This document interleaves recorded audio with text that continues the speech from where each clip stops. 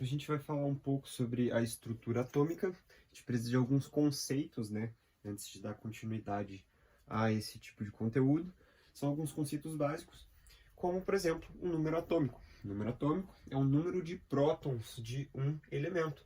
A gente tem que pensar que os elementos eles são identificados pelo número de prótons.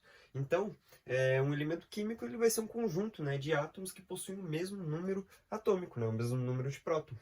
Então, se a gente tem um elemento com um certo número de prótons, é um elemento. Se ele tiver um próton a mais, já é outro elemento. Então, a gente também tem que pensar que os elementos, né, os átomos, eles são naturalmente eletricamente neutros. Ou seja, a gente tem que o número de prótons, que é a carga positiva, é sempre igual ao número de elétrons. Então, como você tem o mesmo número de carga positiva e um mesmo número de carga negativa, ela se anula, então ela vai estar neutra, né? Então a gente fala, né, que naturalmente é desse jeito, ela pode mudar, a gente vai ver mais pra frente. A gente tem que o número de massa é a massa do átomo, a gente representa pela letra A, né? Não falei que o número de prótons a gente representa pela letra Z. É a soma dos prótons e dos nêutrons. É fácil de lembrar o que seria a massa, porque não tem como confundir. Se a gente for pensar que a massa do átomo está toda concentrada no núcleo e que o peso, né, a massa dos elétrons é tão pequena que ela chega a ser, entre aspas, irrelevante. Então a gente consegue deduzir que é a soma de todos os elementos que estão dentro do núcleo, que no caso são os prótons e os nêutrons. Então A é igual a Z mais N. A representação de nêutron é N. O que é o elemento químico? Vamos fazer uma definição, como eu já falei anteriormente, é um conjunto de átomos que possuem o mesmo número atômico. A gente faz a gente precisa ter uma maneira universal, né, de fazer uma representação desses elementos. A representação se dá pela primeira letra maiúscula e, se houver, a segunda letra minúscula. E o símbolo vai derivar do seu nome latino. Então veja que a primeira letra, eu inventei esse elemento, né? Seria o elemento AB. A primeira letra maiúscula, sempre. Se houver uma segunda letra, ela vai ser minúscula. Na tabela periódica, você vai encontrar em cima o número de prótons e embaixo a massa atômica. Com isso, você consegue tirar várias informações. Você consegue descobrir o número de nêutrons, o número de elétrons e por aí vai, né? Você consegue determinar só com essas duas informações.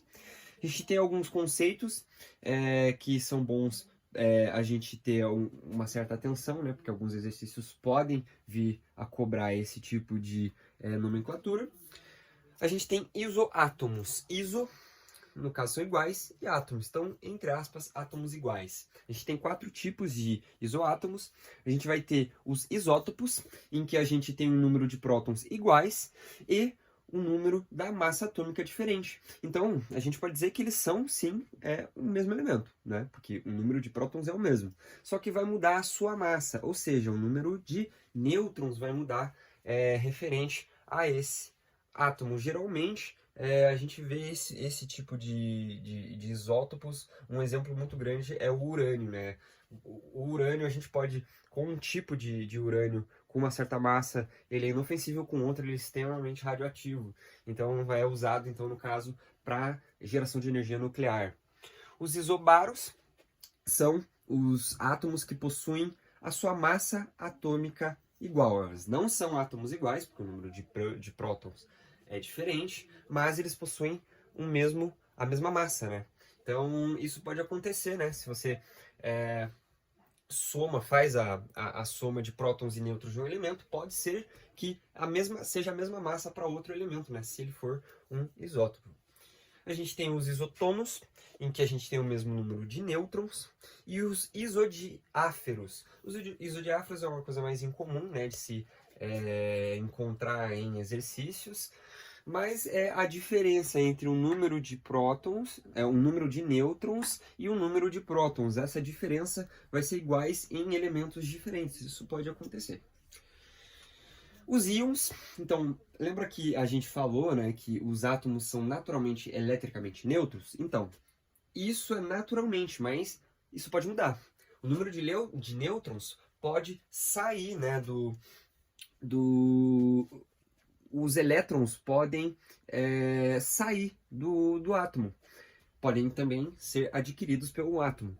Se a gente pensa que quando ele perde a neutralidade, o íon é um átomo que perdeu a neutralidade, é bom a gente lembrar que ele perdeu elétron, porque até tem como você perder nêutron, só que isso é extremamente, perder nêutron ou perder próton, isso é extremamente, energeticamente inviável. Claro, isso acontece, por exemplo, no processo de fissão nuclear do Sol, isso acontece. Mas, nesse caso, a gente está falando da perda e ganho de elétrons. Quando um íon, que novamente é quando um átomo perdeu ou ganhou um elétron, quando ele ganha um elétron, ele fica negativado, né? A gente chama ele de cátion. Por que ele fica negativo se ele ganhou, né, um elétron? Então, a gente tem que pensar que ele está mais negativado, ou seja, ele ficou mais negativado, ou seja, como se fizéssemos uma relação. Se você tem uma coisa negativa e você ganhou mais dela, isso é uma coisa negativa. Então a gente chama de cátion. Agora, quando você perde alguma coisa negativa, isso é positivo. Então a gente chama de ânion quando perde um elétron e ele fica positivamente carregado. Espécie isoeletrônica é um conceito muito simples. São elementos, né, que possuem o mesmo número de elétrons.